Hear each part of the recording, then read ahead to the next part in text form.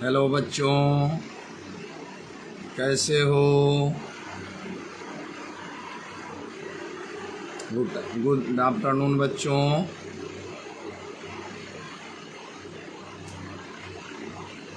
हाँ बच्चों, तो पिछले दिन हम आपको संधि प्रकरण में स्वर संधि पढ़ाए थे। जिस स्वर संधि में वृद्धि रेची अर्थात वृद्धि संधि तक आपको लेकर चले थे। अब 5वां नंबर आता है एचो ऐवा यावह। एचो ऐवा यावह अर्थात अयादि संधि।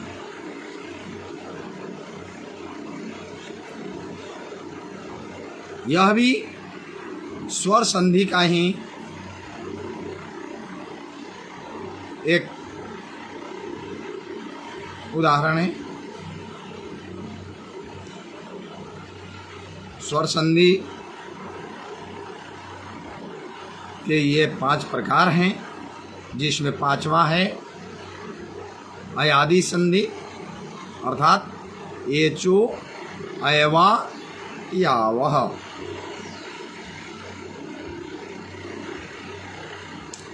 अब इसमें क्या क्या मिलने से कौन सा शब्द कौन सा वर्ण बनता है, इसके बारे में हम जानेंगे। तो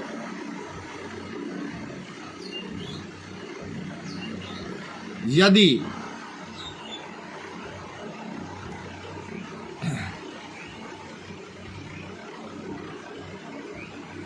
पहले ए रहे और बाद में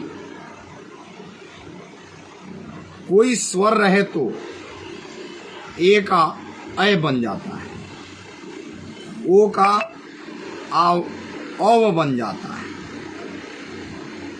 ए का अय, ओ का अव, अय का आय और औ का आव बन जाता है। ठीक है बच्चों।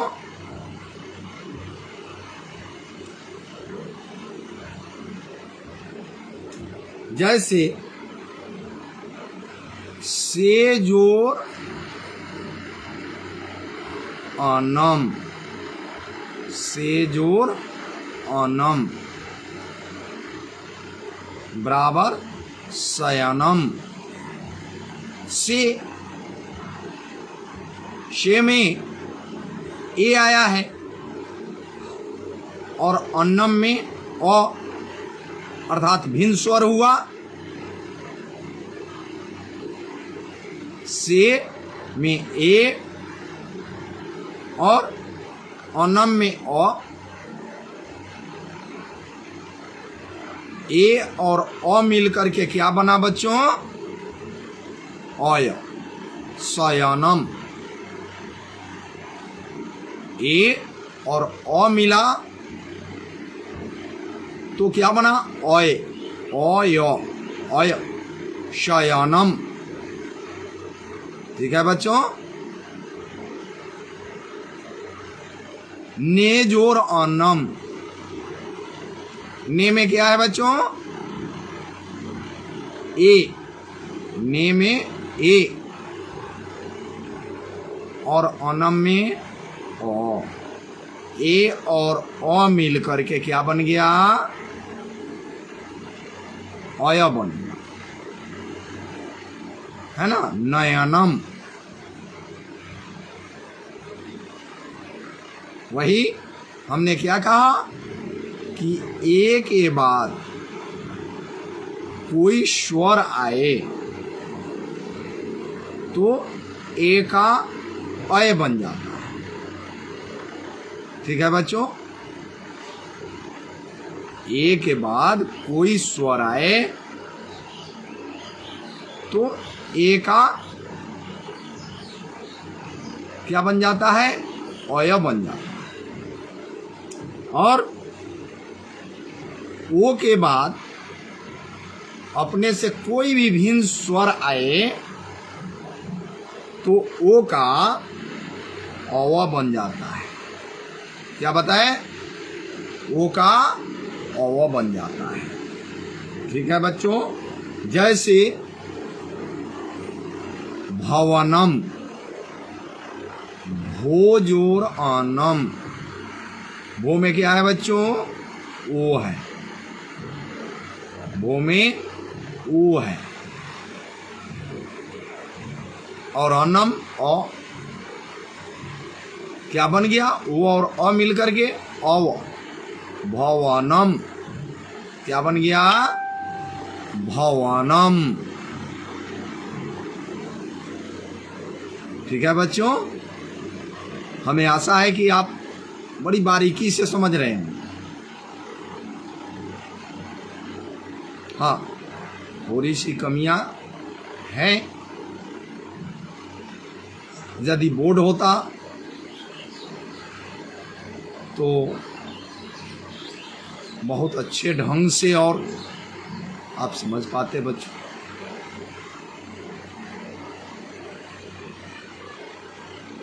प्रैक्टिकल के साथ समझ पाते, लेकिन दुख के साथ कहना पड़ रहा है कि प्रतिदिन बारिश के कारण थोड़ा बहुत परेशानियां हो रही है, जिसके कारण हम बोर्ड की व्यवस्था नहीं कर पा रहे हैं, क्योंकि घर में तो पहले से कोई बोर्ड है नहीं। खैर, हमें आशा है कि इस प्रकार भी आप बहुत अच्छे तरीके से बड़ी बारीकी से समझ रहे हैं। तो हमने क्या बताया, ओ का अव हो जाता है, ओ के बाद यदि कोई अपने से उसका भिन्न स्वर रहता है तो ओ का अव हो जाता है। तो हमको भवनम लिखना है और उसका संधि विच्छेद करना है, तो क्या हो जाएगा, भो जोर ओनम। तो ओ और अ मिल करके क्या बन गया, अव बन गया, भवनम। ठीक है बच्चों, और औ का आव हो जाता है। यदि औ रहता है, औ के बाद यदि भिन्न स्वर कोई भी रहे तो क्या बन जाता है बच्चों, आव। तो जैसे हमको लिखना है पावकः, क्या लिखना है, पावकः। क्या बनाएंगे, पौ, पौ जोर अकह। तब पौ में औ आया है बच्चों, पौ में औ आया है, और उसके बाद अकह में अ आया है, तब पौ योर अकह क्या बन गया, पावकः, आव बन गया, पावकः, आव। ठीक है, उसी तरह नायकः, नई,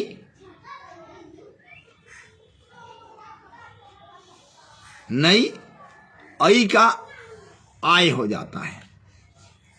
ठीक है बच्चों, ऐ का आय हो जाता है। तो नायकः, नई जोर अकह, नई में ऐ आया है और अकह में अ आया है, नई में ऐ और अकह में अ, ऐ और अ मिल करके क्या बन गया? आय बन गया, नाय कह। ठीक है बच्चों। अब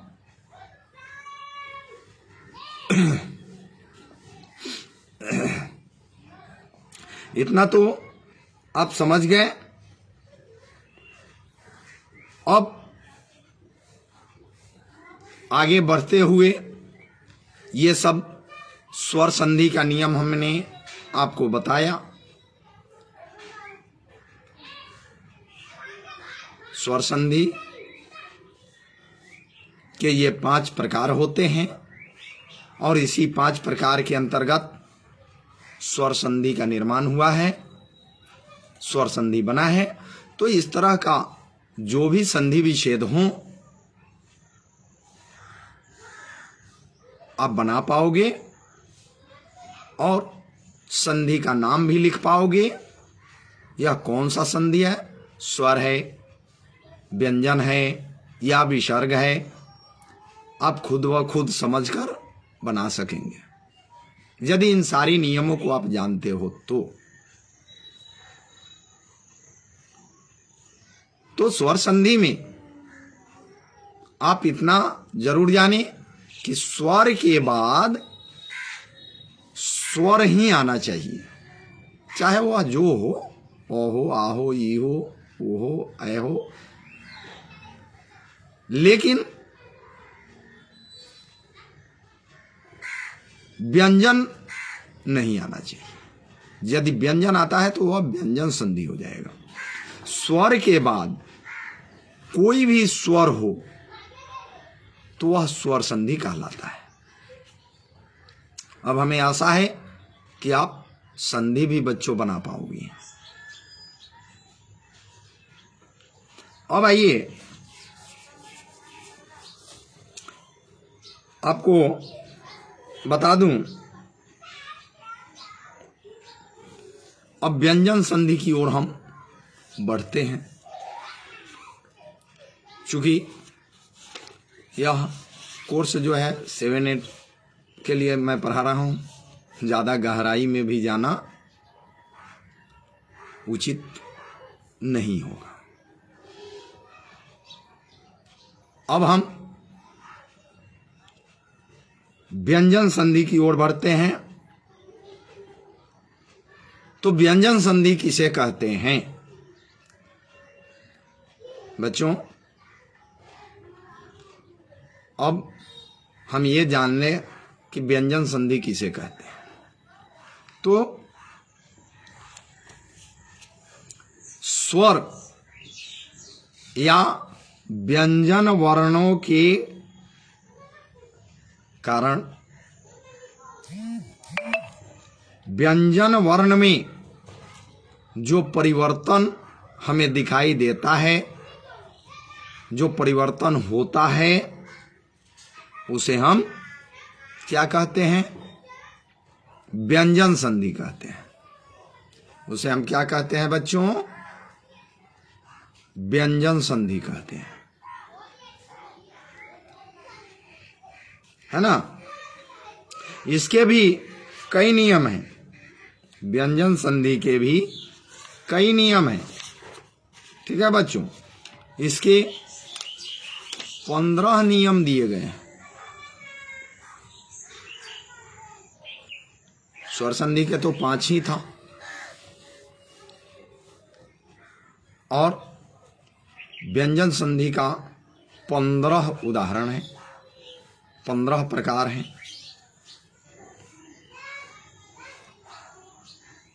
अब हम देखते हैं सबसे पहले झलाम जशुनते, झलाम जशुनते।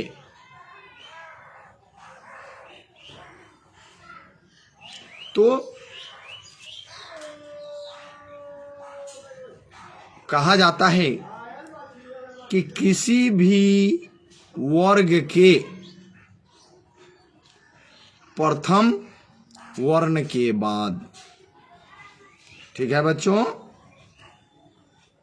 किसी भी वर्ग के प्रथम वर्ण के बाद, वर्ग का मतलब यहां क्लास नहीं बच्चों, समझ लीजिए, वर्ग का मतलब क्लास से मत रखिए, वर्ग कक्षा से मत रखिए।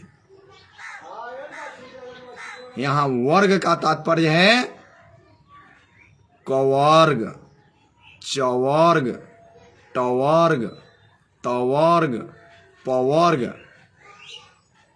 ओके बच्चों, कवर्ग का मतलब क ख ग घ अंग, चवर्ग का मतलब च छ ज झ ञ, टवर्ग का मतलब ट ठ ड ढ ण, तवर्ग का मतलब त थ द ध न, पवर्ग का मतलब प फ ब भ म। उसे हम वर्ग कहते हैं। कवर्ग, चवर्ग, टवर्ग, तवर्ग, पवर्ग। तो किसी भी वर्ग के प्रथम वर्ण के बाद यदि किसी वर्ग का तृतीय, चतुर्थ वर्ण रहे, ठीक है बच्चों, किसी भी वर्ग के प्रथम वर्ण के बाद किसी वर्ग का तृतीय, चतुर्थ वर्ण रहे तो, या तृतीय चतुर्थ रहे, या य व र ल रहे, य व र और ल, इनमें से कोई वर्ण रहे तो, या कोई भी स्वर वर्ण रहे, ठीक है बच्चों, किसी वर्ग के प्रथम वर्ण के बाद उसका तीसरा या चौथा वर्ण, या य व र ल रहे, या कोई स्वर रहे, तो प्रथम वर्ण का उसी वर्ग का तृतीय वर्ण बन जाता है। यदि वह कवर्ग है तो क्या बन जाएगा? तृतीय वर्ण ग बन जाएगा बच्चों। चवर्ग है तो वह क्या बन जाएगा? तृतीय वर्ण ज बन जाएगा। तीसरा उसका क्या है? चवर्ग का च छ ज। तृतीय कौन हुआ? ज हुआ। टवर्ग है तो ट ठ ड, ड हो गया तृतीय। ठीक है बच्चों,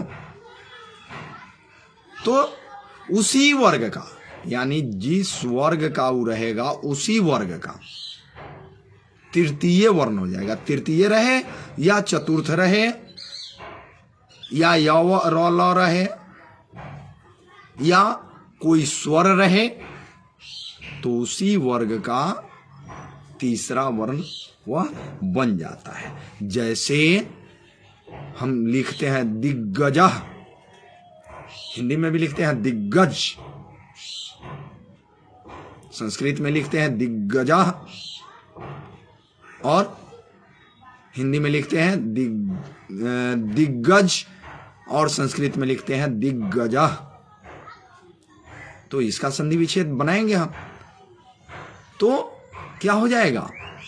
दिक जोर गजः, दिक। कवर्ग आया क, दिक में कवर्ग आया, और उसी का तृतीय वर्ण आ गया गज, दिक जोर गजः।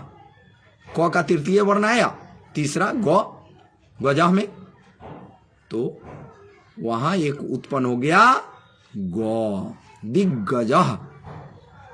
दिक जोर गजः बराबर दिग्गजः। उसी तरह अब आइए दिगंबर।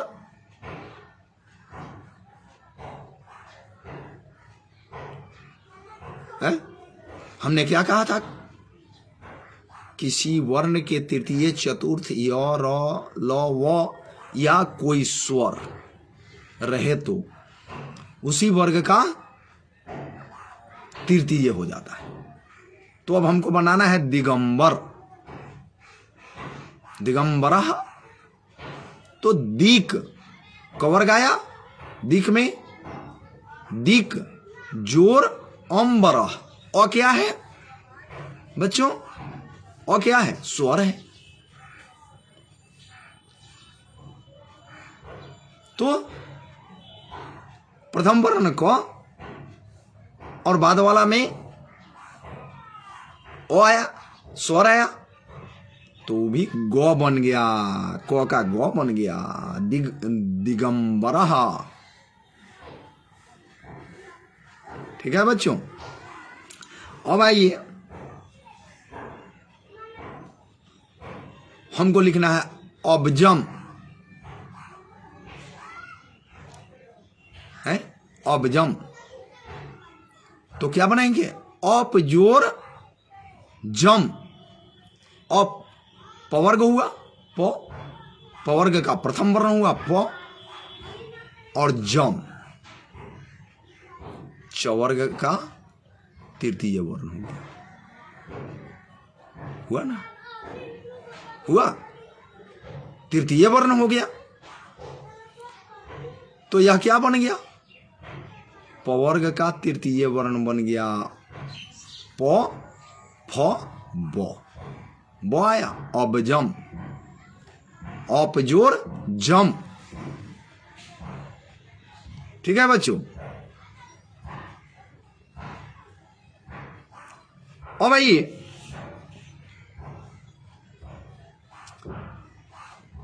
सदुक्ति। सत जोर उक्ति। सत क्या है? तो वर्ग है, तो सत। उक्ति क्या है बच्चों? उक्ति क्या है? स्वर है।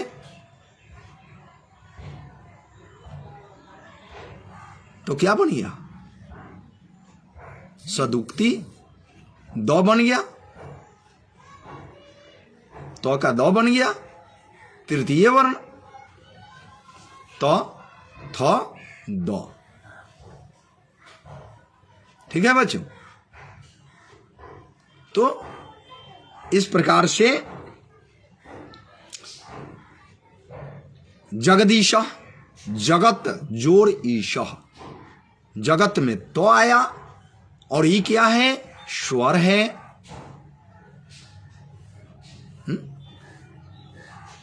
जगत जोर ईशः, तो का द बन गया, जगदीश द बन गया। तो नियम हम इतना ही जान लें कि किसी भी वर्ग के बाद किसी वर्ग का, ऐसा नहीं है कि प्रथम कवर्ग है और उसके बाद तृतीय या चतुर्थ कवर्ग का ही आना चाहिए, ये जरूरी नहीं। किसी भी वर्ग का, किसी वर्ग के प्रथम वर्ण के बाद किसी भी वर्ग का तृतीय या चतुर्थ या य र ल व या कोई भी स्वर रहे तो प्रथम वर्ग के तृतीय वर्ण बन जाता है। वर्ग के प्रथम वर्ण का तृतीय वर्ण बन जाता है। ठीक है बच्चों।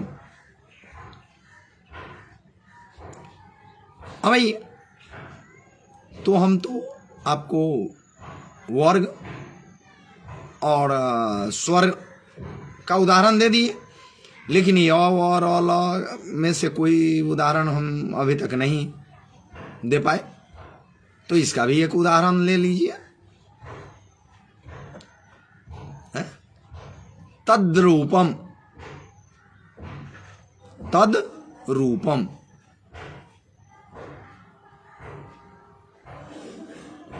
ठीक है बच्चों।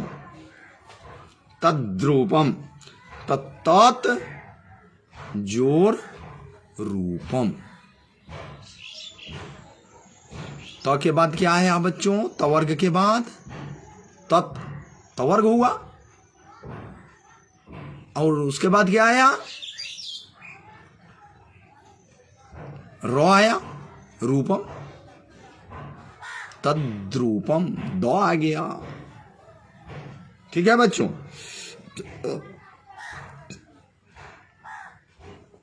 इस प्रकार से यह व्यंजन संधि का झलाम जशवंते प्रथम उदाहरण मैंने आपको बताया। अब आइए एक और प्रकार मैं बताऊंगा, उसके बाद फिर अगले क्लास में, अगले वर्ग में। अचोरहाभ्याम द्वे, दूसरा नंबर है अचोरहाभ्याम द्वे।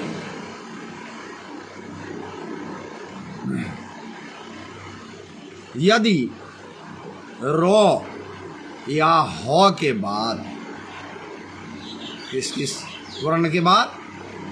र और ह के बाद उष्म वर्णों को छोड़कर, उष्म वर्ण आप हिंदी व्याकरण में पढ़े होंगे, तो उष्म वर्णों को छोड़कर अन्य दूसरा कोई भी व्यंजन आपके सामने आता है तो उसका द्वित्व हो जाता है, मतलब वह डबल हो जाता है। द्वित्व हो जाना, र और ह के बाद उष्म वर्णों को छोड़कर कोई भी दूसरा व्यंजन आता है तो उसका द्वित्व हो जाता है, अर्थात वह डबल हो जाता है। जैसे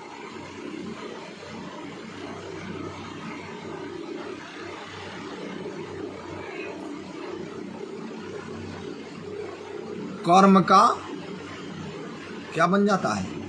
कर्म, क मम संयुक्त ऊपर रेफ, कर्म, कर्म का मतलब वह द्वित्व हो जाता है, डबल हो जाता है। र या ह के बाद कोई भी व्यंजन आता है लेकिन उसमें को छोड़कर, तो उसका द्वित्व बन जाता है। ठीक है बच्चों।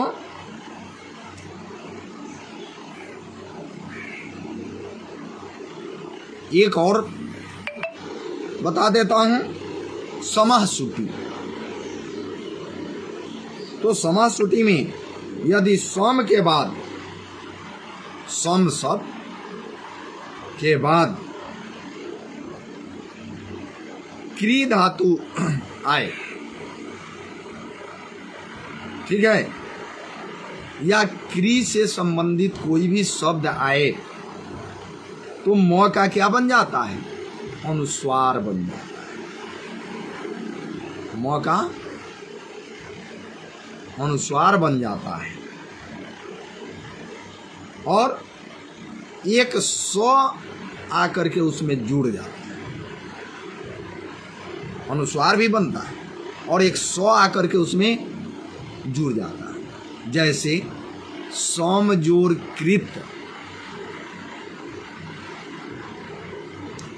सम जोर कृत, म के बाद क्या आया? सम जोर कृत। सम के बाद क्या आया? क्री, क्री धातु आ गया। तो क्री आ जाने का मतलब, सम के बाद क्री आ जाने का मतलब ऊपर एक अनुस्वार बढ़ जाएगा और नीचे एक सौ जुड़ जाएगा, तो सौम जोड़ कृत बराबर संस्कृत। सौ पर अनुस्वार आ गया और एक सौ जोड़ लिया, संस्कृत। ठीक है बच्चों, आगे बढ़ते हैं। संस्कार, सौम जोड़ कार। सम, सम के बाद क्या आया? का, को क्री धातु, तो सम जोड़ कार, सम के बाद को आया कार।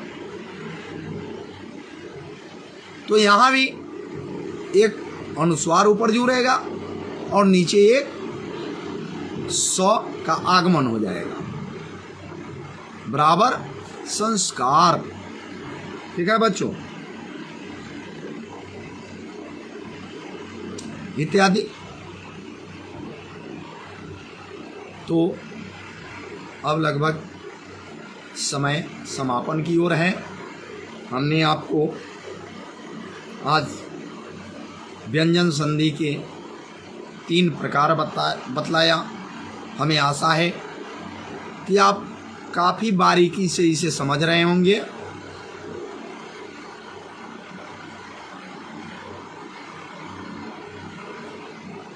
अब आज का वर्ग समाप्त करते हैं।